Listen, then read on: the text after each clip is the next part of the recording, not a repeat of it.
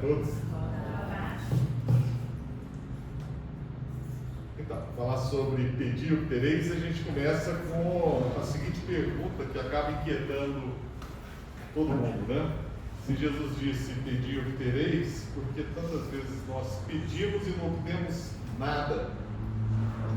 Está lá nos evangelhos: pedi, dar-se-vos-á, buscai e achareis, batei e se vos abrirá. E ele ainda diz, está lá em Marcos: seja o que for que pensais na prece, crede que o obtereis. E às vezes a gente está pedindo e nada de obter.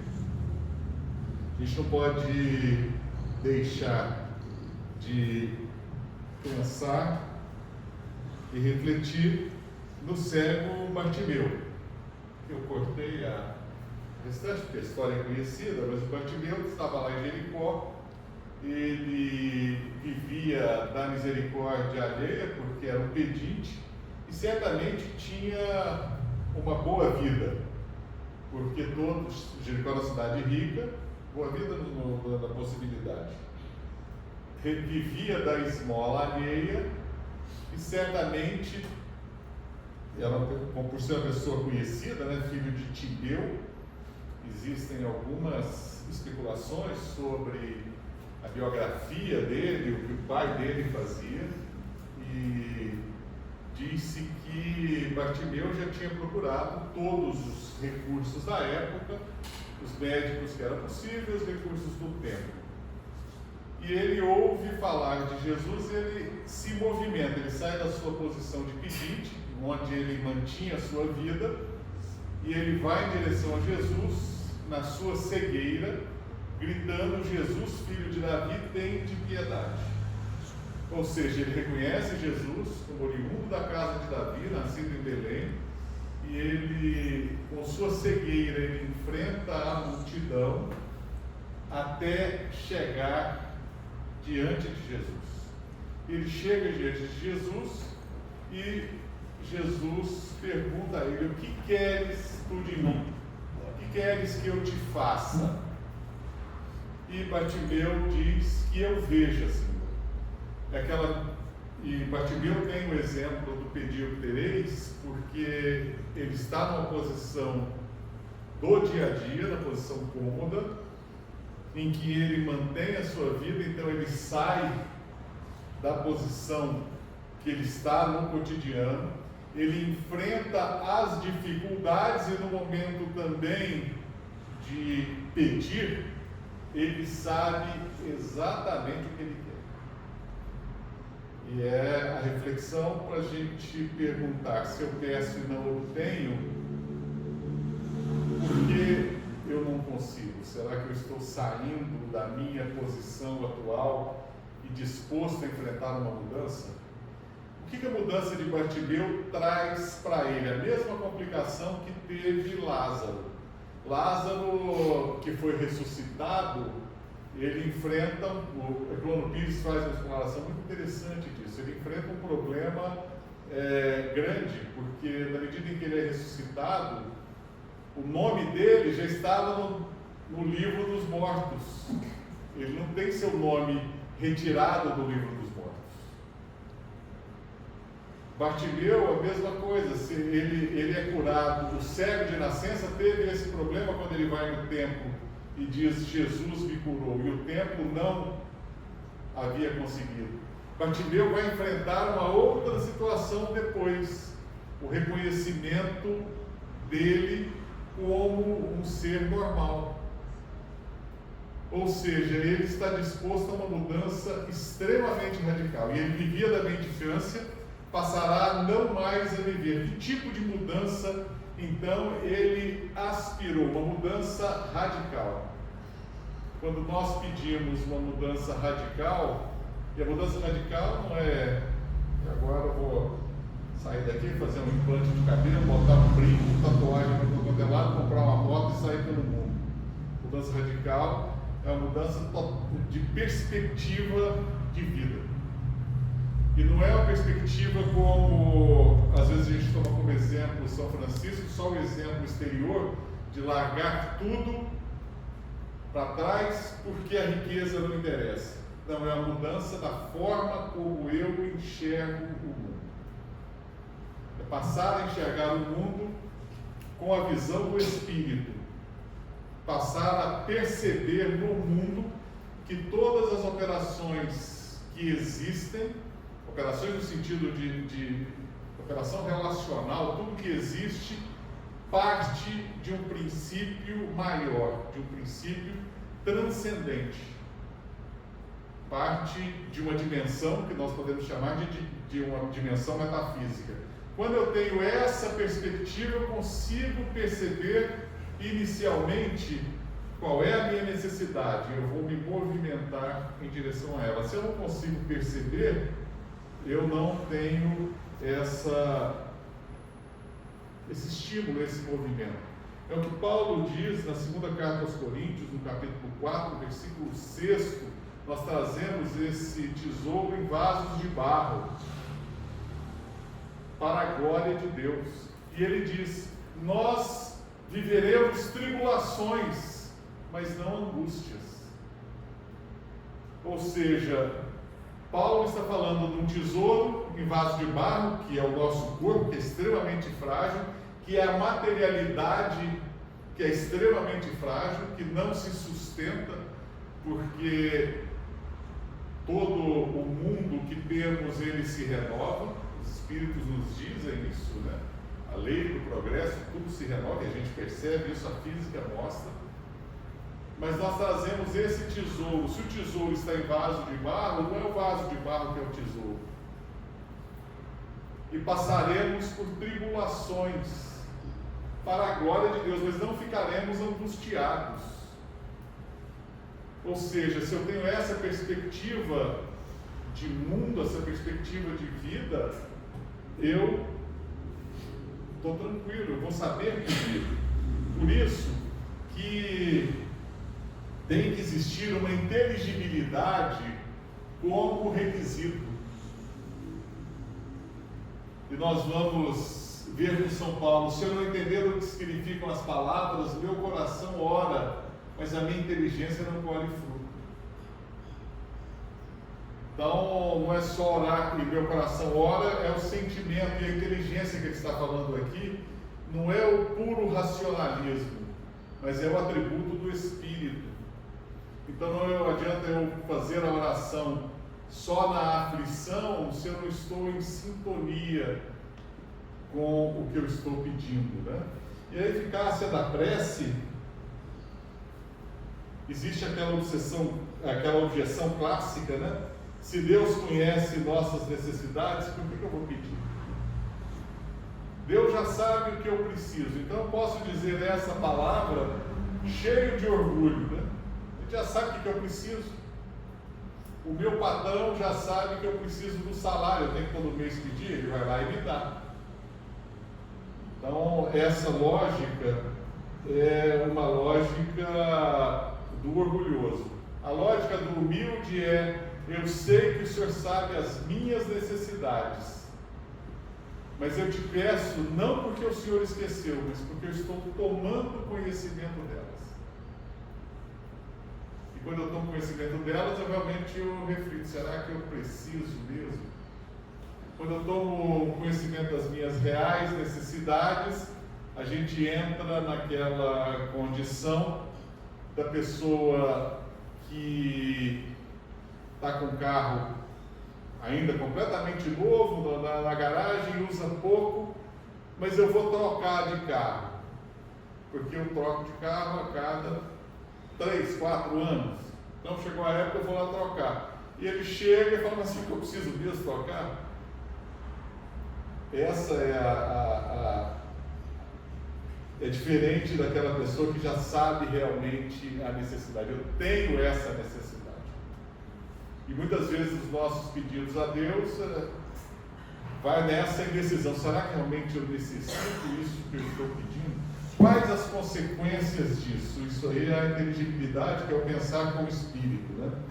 Deus sempre vai nos conceder a coragem, a paciência, a resignação, os meios para superar as dificuldades. A gente vê isso lá no capítulo 27.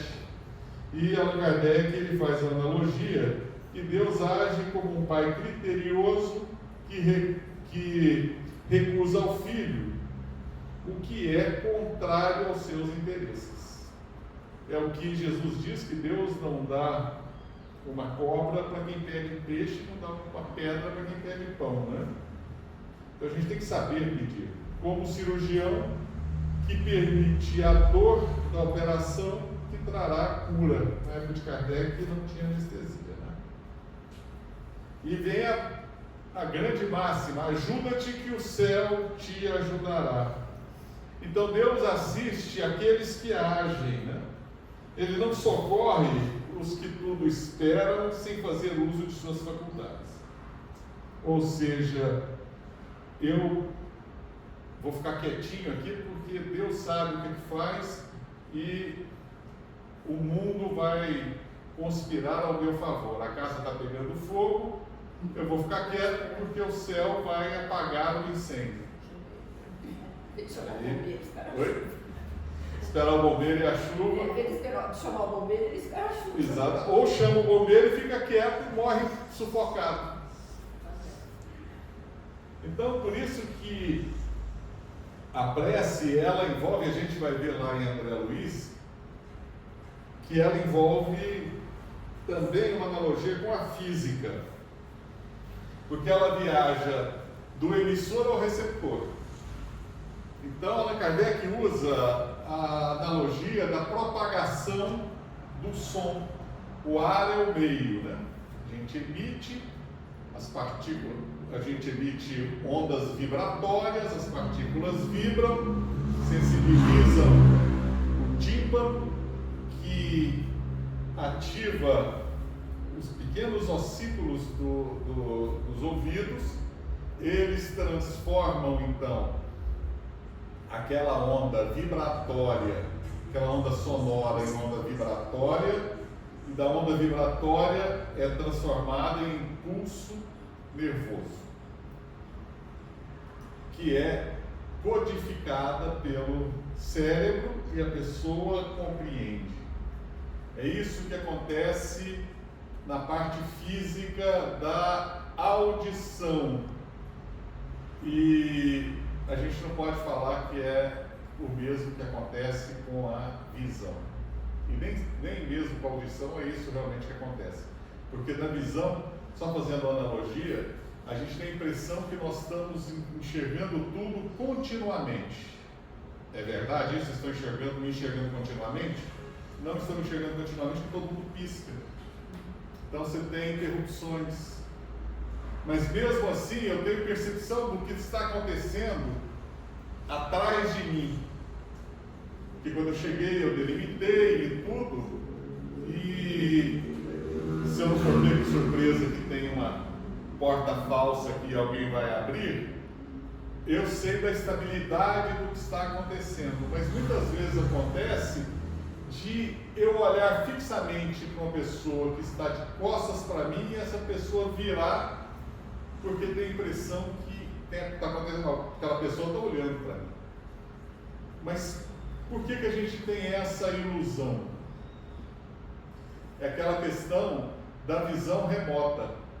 Hoje nós sabemos que não existe uma teoria dentro das neurociências que explique o mecanismo completo de como nós enxergamos, porque eles não consideram o elemento que ocorre, por exemplo, na visão remota. Por que Swedenborg conseguiu enxergar, saindo um pouquinho fora do tema da palestra, mas por que ele conseguiu enxergar, estando em Londres, o grande incêndio de Gotemburgo, a cidade industrial da Suécia onde ele morava?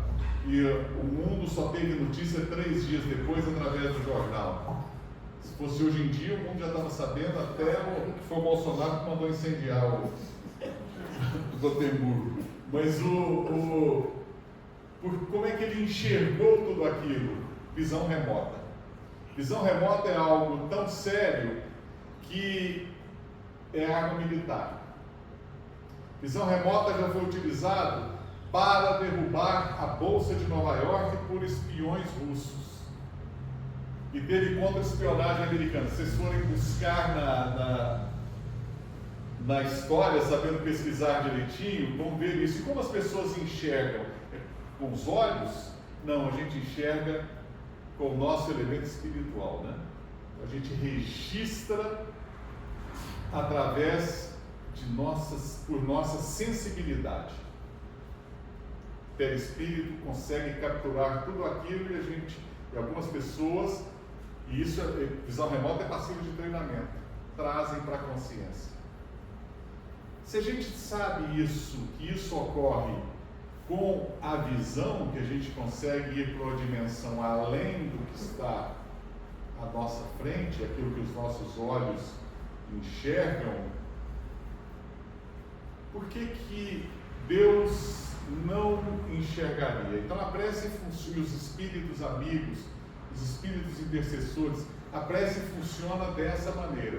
A Stevenson, ele tem um estudo muito interessante de mães que pressentem, publicou, mães que pressentem algo em relação aos filhos. E ele começou a pesquisar e lançou a pesquisa, um questionário, pregou nos murais da Universidade de Virgínia, e casos foram aparecendo, não às dezenas, às centenas, mas aos milhares. Todos nós temos exemplos dentro de casa. Eu mesmo tenho exemplo. Meu irmão saiu para um namoro adolescente e tal, né? Para um lugar onde não deveria ir, foi para um terreno meio baldio. No momento, minha mãe começou a entrar numa aflição, eu estava ao lado dela, ela começou a rezar e dizendo: não, senhor, está acontecendo alguma coisa com o seu irmão. E realmente estava sendo assaltado naquela hora. Eu acho que foi o pai da menina que mandou alguém lá, porque foi para um terreno baldio. Mas mãe presente. Talvez vocês tenham exemplos em casa. E como isso acontece? Allan Kardec, ele usa o exemplo do som no ar, mas ele vai dizer que o pensamento é transmitido pelo fluido cósmico universal. E o que é esse fluido cósmico universal? Eu vou buscar o equivalente do fluido cósmico universal na física quântica. Então eu vou trazer para vocês a grande definição de Heisenberg, que é traduzida em palavras mais simples pelo filósofo físico matemático já falecido, que nos trouxe o seguinte conceito: física quântica é o mundo da matemática. Você só entende física quântica através de fórmulas matemáticas. Não existe? Existe, mas ninguém nunca viu um quark. Ninguém, na verdade, nunca viu um elétron. Você só tem traços e consegue definir o que é aquilo através de expressão matemática. Então, o mundo físico é um mundo matemático. Então, se eu digo que eu vou comparar o fluido cósmico universal, então é o mundo da física quântica, não é diferente. A gente está falando de algo aqui transcendente, que vai além do mundo físico, vai um pouquinho além disso, desse mundo físico, que é o que chama o Wolfgang Schmidt, que é esse filósofo matemático e físico que falei. Ele diz que nós podemos dizer que como se compõe a realidade visível, ela se compõe do que ele chama de mundo corporeal. É isso aqui que a gente está se relacionando. Esse é o mundo real. Existe um mundo paralelo a esse que ele chama de mundo físico. É onde ocorrem os fenômenos quânticos. E ele diz: a interferência não vem dos fenômenos quânticos para cá, mas é o contrário, é daqui para lá. E ele vai um pouquinho mais além. O que causa esse mundo corpóreo ou corporeal e esse mundo da física quântica? Ele diz que vem de uma dimensão transcendente. É uma causação vertical. ela nasce do Espírito. E aí vem a grande... Ele era católico tomista. E aí vem uma grande discussão que ele traz no livro A Sabedoria da Antiga Cosmologia, que é fabulosa. De qual corpo se revestem os anjos? De qual corpo se revestem os espíritos? Existe um corpo celestial ou um corpo espiritual? E o que é muito interessante, porque ele vai estudar a antiga tradição e vai profundamente na teologia tomista, ele vai concluir que efetivamente existe um corpo espiritual. Paulo fala disso. Paulo fala do corpo psicológico e fala também do corpo espiritual que está além do corpo psicológico. Ou seja, o Espiritismo ele traz, quando fala do perispírito, que é o corpo que reveste o espírito, e André Luiz, quando diz que o perispírito ele tem uma camada mais externa, que é o psicossoma, mas existe uma camada mais delicada que ele chama de corpo mental, que revestiria a essência espiritual, não está inventando nada, está trazendo a revivescência de um conhecimento já bíblico e teológico. Então, falando da física da prece, existe um mecanismo invisível. Allan Kardec então compara como o som se propaga no ar, o pensamento se propaga no fluido cósmico universal. E André Luiz nos traz o exemplo do que ele chama da prece refratária, porque a menina pede para a mãe que livre a madrasta daquele desequilíbrio, sendo que a mãe era a causadora do problema grande entre a terra e o céu, né? Problema obsessivo da madrasta. Mas o que os espíritos percebem ali? Aquela prece não alcançou a mãe, mas alcançou os espíritos amigos que sentem aquela vibração e têm autorização, eles têm a sintonia com os anjos maiores, com Deus, eles capturam aquilo. E Clarence vai nos ensinar que uma prece sincera nunca é desperdiçada. Mas ela pediu para a pessoa errada. Não importa. Deus recebe os espíritos amigos e intercede.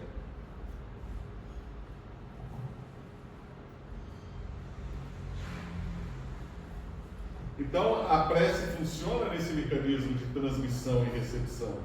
Nós transmitimos, por isso que nós podemos pedir, que iremos obter, porque há efetivamente uma recepção. E quando a gente fala em pensamento, André Luiz tenta fazer uma analogia, e é só analogia quando ele fala em matéria mental. Ele não tem palavras para dizer, talvez até porque no mundo espiritual, na dimensão em que ele viva, ainda não exista outra forma de conceituar o que ele está chamando de matéria mental. Mas o que ele está dizendo aqui é que o pensamento é um produto do espírito, porque para André Luiz, mente é igual ao espírito. Mente não é um produto do cérebro. O cérebro é um veículo da mente, um veículo do espírito. E aí ele fala da matéria mental como analogia. E essa matéria mental, ela viaja em dimensões do espaço e do tempo, porque ela não é limitada pelo espaço. O espírito não é limitado nem pelo espaço e nem pelo tempo. O corpo físico é limitado pelo espaço e pelo tempo. O perispírito é limitado pelo tempo, mas o espírito não é limitado nem pelo espaço e nem pelo tempo. Porque se perguntarem quando o espírito foi criado, foi no momento zero do tempo. De que tempo? Do tempo dele. A partir daí não tem mais limite. E quando é esse momento zero, nós nunca iremos saber. Pelo menos na condição que nós estamos. Por isso que nós vemos os fenômenos de retrocognição, os fenômenos de projeção à frente do tempo, pré-cognição,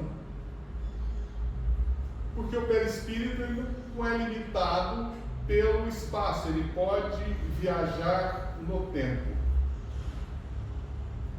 E o espírito em si está acima disso, porque o espírito é a nossa identidade divina, é onde nós nos relacionamos com Deus.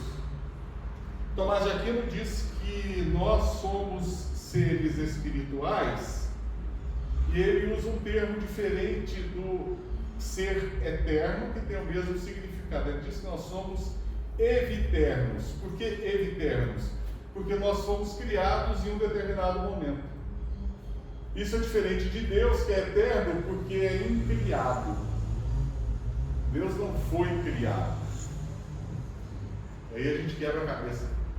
Poxa vida, como é que Deus existe? Surgiu de onde? Do nada, mas o nada não existia. Surgiu em que momento, se não existia momento nenhum? Em que lugar, se nada existir, mesmo o que eu penso em todo o vazio, é impossível de se pensar? Eu já quase fiquei maluco pensando nisso, hoje em dia eu já não penso nisso. E aí a natureza da resposta é sempre a essência do pedir obtereis. Ajuda-te que o céu te ajudará. Como que eu vou me ajudar? Eu vou saber exatamente o que eu preciso, o que eu estou pedindo. É isso que eu realmente quero, é o que eu estou pedindo, se é o Senhor está me ajudando. E aí vem o mito, que é esperar que o anjo remova a pedra ou traga água milagrosamente. Que Allan Kardec, nós vamos ver lá no Pedir Obtereis, a pessoa que está no deserto morrendo de sede. Ele pode estar ali na frente um oásis, tem água, não, eu vou esperar o anjo me buscar, vir trazer, né? E ele pede socorro, e o anjo não vai trazer para ele o mapinha, o GPS, mas ele vai trazer intuição, vai trazer os meios dele conseguir, e foi assim que nós acabamos por dominar a tecnologia. Nós temos uma visão errada de que a ciência antecede a tecnologia, mas é a tecnologia que é a mãe da ciência. O primeiro a gente descobre a técnica, depois a gente vai entender por que aquela técnica funcionou. Então a ideia, por exemplo, do Arquimedes, que traz a noção da alavanca quando ele pula na banheira. O pessoal não conhecia a alavanca? Lógico que conhecia, senão ele não poderia usar aquela analogia, mas ele vai descobrir a lei física e o cálculo daquilo tudo para poder usar com precisão. Então, muitas vezes a resposta é não. E o que acontece? Por que a resposta é não? Eu estou pedindo, poxa vida, eu pedi na quinta-feira para o Flamengo ganhar do Lanús e a resposta foi não, perdeu. Estou pedindo para ganhar na Mega Sena da virada, já tem alguns anos, sempre não. E a gente seria muito infantil, e como tem pessoas infantis, né? Deus nunca recusou o que eu pedi, porque eu sou o filho favorito de Deus. Deus sempre me ouve. Se a pessoa fala isso com humildade, a gente está diante de um santo. Mas como é difícil encontrar santo hoje em dia, a gente está diante de uma pessoa que não é nem infantil, né? Deus, eu estou pedindo ali, Deus sempre me atende. E aquela ideia que Deus é seu funcionário, né? Está ali à sua disposição para ser o filho favorito. E a gente não entende o que é a providência divina. E Allan Kardec usa aquele exemplo do pai criterioso que sabe o que é melhor para o filho, né? Ou um cirurgião que sabe, como a gente falou antes, que aquela dor que a pessoa vai sentir, ela é uma dor passageira. E existe então a questão da sintonia. para poder funcionar. Jesus nos dá o exemplo do fariseu e do publicano no templo. O fariseu está cheio de ruído, né? Ele é orgulhoso, que eu estou, Senhor, estou aqui diante de Ti no templo, estou aqui fazendo meu sacrifício, vendo o jogo do Goiás, eu estou aqui fazendo a reunião, já que a dona Cleusa não pôde vir e tudo, estou cumprindo o meu papel, o Senhor me olha para mim e atende meus pedidos. E o publicano é aquele que está ali sabendo que o que ele está fazendo prejudica muita gente, né? Ele é cobrador de impostos. Quem dera se os ministros da Fazenda fossem iguais ao publicano, né? Sabendo que está prejudicando. Então, existe uma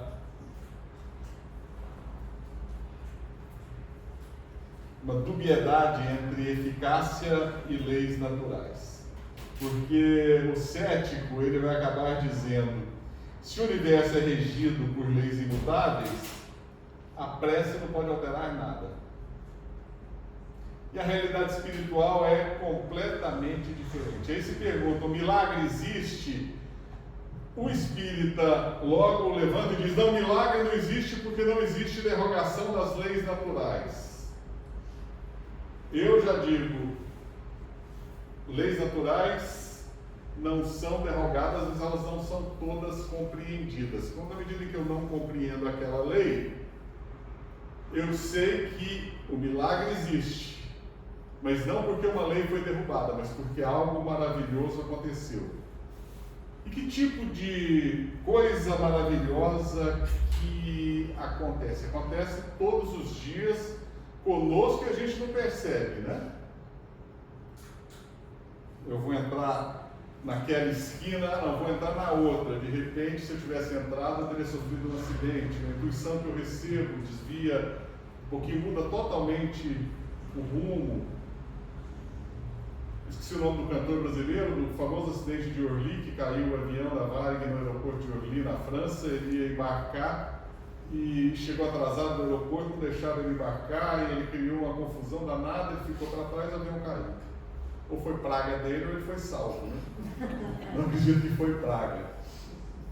E milagres maiores ainda, por exemplo, da menina que nasceu, um caso raríssimo, ela não tinha pupila. Você olha ali a menina dos olhos, não tinha pupila, impossível dela enxergar. E com 16 anos, ela rezando no túmulo do Padre Pio em San Giovanni Rotondo, dentro ali da igreja, ela chegou para a mãe dela e falou: mãe, eu estou enxergando. Eu falei: como, minha filha? É o milagre que levou à canonização do Padre Pio. Foi esse caso, que foi amplamente investigado. Houve derrogação de leis naturais? Houve algo maravilhoso, mas aconteceu por uma concessão divina. Se existe concessão divina capaz de fazer isso, e essa menina passou a enxergar como? Ela passou a enxergar através dos olhos da alma, enxergando tudo, relacionando ali o mundo físico. Se existe concessão divina para isso, existe então uma lei. Deus não cria, todos nós somos especiais para Deus. E a gente tem que saber, tem que ter humildade para saber da nossa limitação disso e buscar os meios, se eu quero compreender mais, buscar os meios de compreender como a misericórdia divina age. Isso aí é causação vertical. Muda radicalmente toda a disposição física do corpo. E ela passa a enxergar. No famoso fenômeno da paralisação do Sol em Fátima, existem relatos de mais de 1.200 curas instantâneas que ocorreram ao cabo de alguns minutos. Acho que 1 ou 2 minutos. 1.200 curas espontâneas. Por que a ciência não estuda isso? Foi muito estudado. Lourdes, o birro de milagres de Lourdes, é tudo documentado. Por que não é publicado? Isso não vende remédio, né?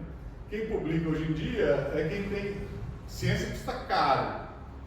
Então o investidor coloca um baita de um dinheiro para a pessoa fazer pesquisa. E ao invés de vender o remédio que ele está lá estudando, ele vai falar para a pessoa aumentar a fé e rezar e tudo que isso faz bem para a saúde, é complicado isso, né? Nós não vamos ver muito isso. Então, a resposta divina, ela tem, na sua sabedoria, se ela não nos deu nada do que pedimos e soubermos aproveitar a prece, nós vamos sair com coragem, com paciência, com resignação e com meios para agir. E a prece afeta também os desencarnados, porque eles entram em comunicação conosco, por mais que nós não ouçamos, eles recebem o consolo, ficam animados, eles se envolvem ainda mais no grande sentimento da justiça divina, que não deixa nenhum filho para trás. E aí aquele caso do suicida que sangrava os olhos o tempo todo e só tinha um momento de alívio, Chico dizia isso, né? O Chico contou essa história.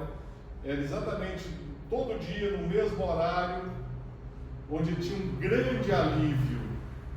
Sagrados Olhos, ele tinha dores terríveis, e ele tinha um grande alívio, porque aqueles que receberam, aquela pessoa que recebeu as córneas, e na época a gente só tinha transplante de córnea no Brasil disponível, rezava por ele, porque ele tinha a possibilidade de continuar enxergando graças àquela pessoa que doou as suas córneas.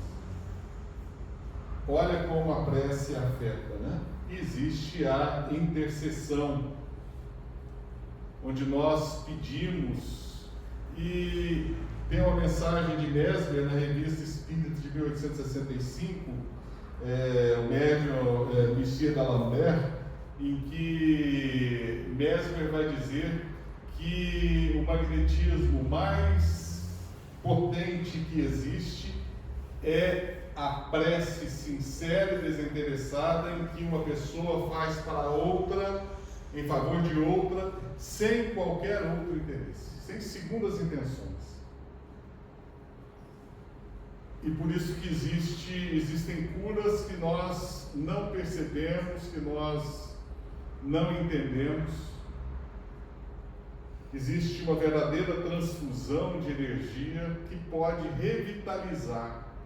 Mas quando eu peço a prece só visando a cura do corpo, sem compreender, e muita gente é curada de uma forma espontânea, mas se eu não compreendo tudo isso, acaba o sentido, a transformação acaba não vindo, né?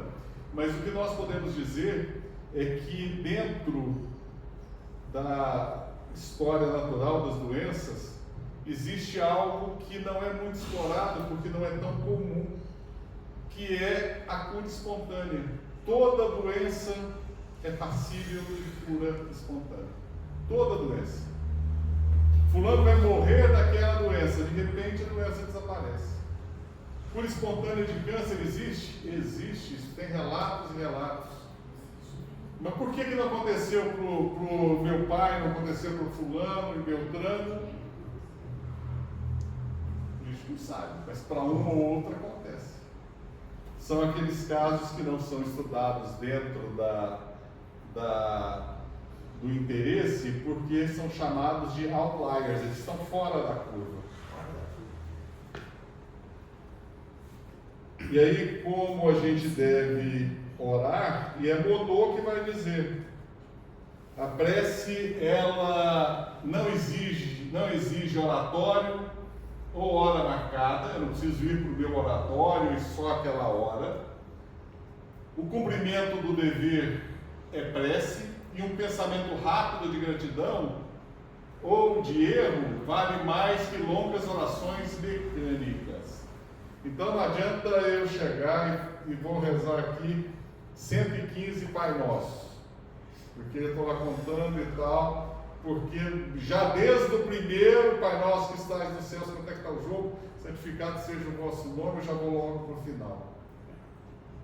É mecânico, mas se eu faço ali aquela prece sentida com envolvimento, ela não precisa nem ser longa, às vezes eu já tenho resultado. Então existe a felicidade da prece segundo Santo Agostinho, que ela é o orvalho divino que aplaca o calor das paixões. A prece é o refúgio, a prece é uma viagem e a prece nos traz harmonia, porque ela renova nossas forças para carregar a cruz diária. E aí, um checklist do cristão seria: a prece ela tem que ter intenção, um fundo, tem que ser sincera, humilde e oculta. Ela tem que ter um coração limpo de rancor. Prece negativa, tem uma pesquisa do Gallup nos Estados Unidos em que 80% das pessoas entrevistadas já fizeram prece negativa. O que é a prece negativa?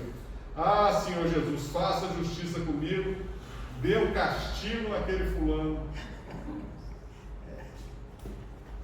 Clareza, ela tem que ser inteligível e sentida, inteligível pelo Espírito